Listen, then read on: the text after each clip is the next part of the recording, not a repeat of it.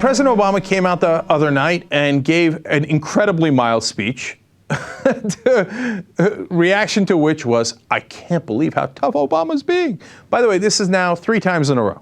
There was the original part when he came out and said, hey, you know what, could you guys play along a little bit? And the Republicans and the commentators were like, oh my God, look at Obama roar.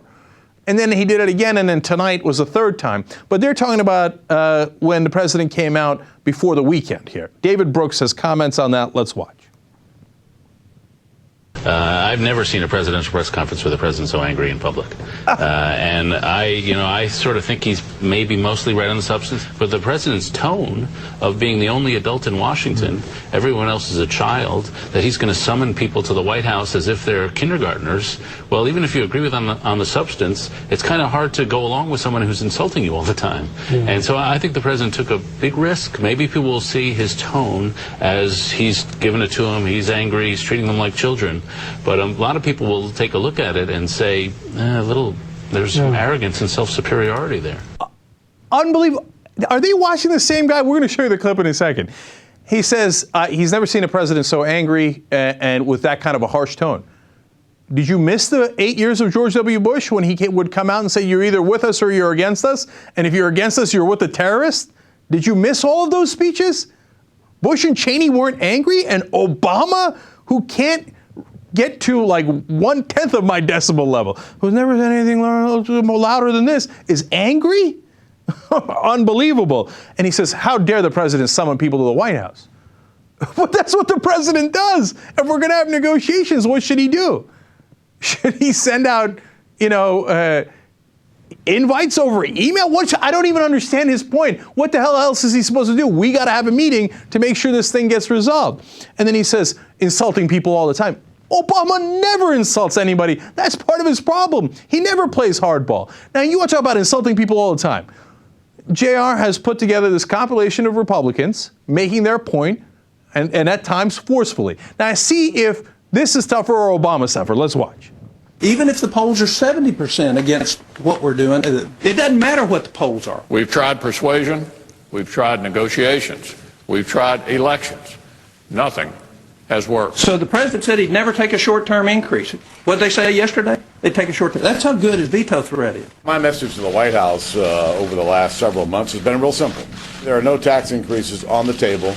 This debt limit increase is his problem. So let's fix the entitlements, like the president said, without raising taxes. Then we can focus on the issues that he would like to focus on. The administration gets its debt limit increase, and the American people get their spending cuts. There should be real structural reforms to our entitlement programs, and there will be no tax increases. Raising taxes, that's a non-starter. It is off the table. Off the table. Everything else is on the table. So are you saying basically you want unconditional surrender from the White House? We want to reduce spending. And period. And there's no compromise? We want to reduce spending. I mean, there's an implied or else in all of this. Well, we have to work our will in the House. Okay, how's that for insulting? We have to work our will, period. There will be no tax increases. Look, we got to get our priorities first, as Cantor says, then we can focus on his issues. Boehner says it's his problem. You saw it all there. These guys come out over and over. It's his fault. We're going to get everything we want.